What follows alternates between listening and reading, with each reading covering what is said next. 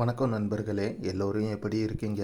இந்த வீடியோவில் நம்ம இன்னைக்கு கோலார் மார்க்கெட்டில் தக்காளியோடைய விலை எப்படி இருக்குன்னு பார்த்து தெரிஞ்சுக்கலாம். அதுக்கு முன்னாடி இன்னைக்கு டேட்டு பார்த்தீங்கன்னா ஏப்ரல் 28, 2026.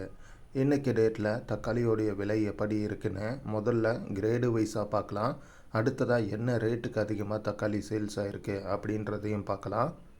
முடிஞ்ச வரையும் வீடியோவை ஸ்கிப் பண்ணாமல் பாருங்கள். முதல்ல தேர்டு குவாலிட்டி தக்காளி பார்த்தீங்கன்னா ஒரு பாக்ஸு 150 ரூபாயிலிருந்து ஆரம்பமாகி 300 ரூபாய் வரையும் பார்த்தீங்கன்னா தக்காளியோடைய சைஸு அண்டு குவாலிட்டிக்கு ஏற்ற மாதிரி பார்த்தீங்கன்னா விலை வந்து போகுது.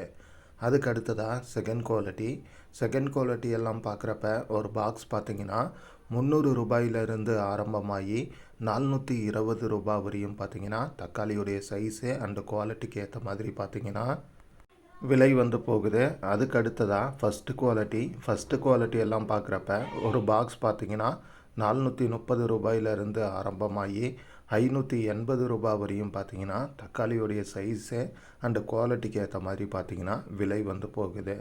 இப்போது என்ன ரேட்டுக்கு அதிகமாக தக்காளி சேல்ஸ் ஆகிருக்கு அப்படின்றத பார்க்கலாம். தேர்டு குவாலிட்டி எல்லாம் பார்த்தீங்கன்னா ஒரு லாட் வந்து 190, 200, 210 இந்த ரேட்டுக்கு ஒரு லாட்டும் அண்டு 200 அதுலேயே கொஞ்சம் நல்லா ஃபைன் குவாலிட்டியாக வரதெல்லாம் 270, 280 இந்த ரேட்டுக்கு பார்த்திங்கன்னா ஒரு லாட்டும் சேல்ஸ் ஆகுது.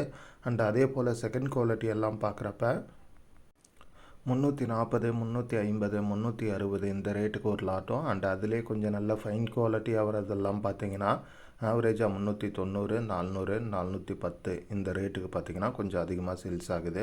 அண்ட் அதே போல் ஃபஸ்ட்டு குவாலிட்டி எல்லாம் பார்த்திங்கன்னா 470, 480, 490, 500 இந்த ரேட் வரையும் ஒரு லாட்டும் அண்ட் அதுலேயே நல்ல ஃபைன் குவாலிட்டியாக வரதெல்லாம் பார்த்திங்கன்னா 550, 60, 70 இந்த ரேட்டுக்கு பார்த்திங்கன்னா சேல்ஸ் வந்து ஆகியிருக்கு.